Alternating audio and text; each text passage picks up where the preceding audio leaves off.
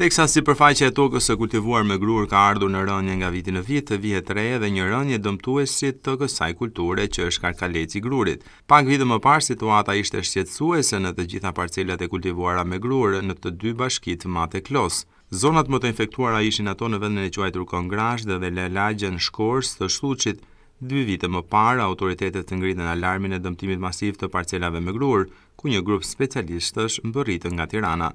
Ndërkohë, gjatë një vëzhgimi të bërë me kamerën tonë, vihet re mungesa e karkalecit dëmtues në zonën e Kongrashtit. Sipas ekspertëve, kjo lidhet edhe me faktin e moskultivimit masiv të grurit, pasi nuk ka një raportim për ndërhyrje nga ana e strukturave shtetërore. Karkaleci me origjinë italiane dhe afrikane, i cili prek grunorët, është shumë agresiv, pasi edhe pse ushqehet me farin e grurit, ai konsumon edhe karkalecet e tjerë kur ngordhin për shkaqe të ndryshme. 2 vite më parë, situata ishte shqetësuese në të gjithë Shqipërinë, ku qindra hektar të mbjella me grur u dëmtuan nga karkaleci, duke bërë që fermerët të mos merrnin prodhimin maksimal të grurit.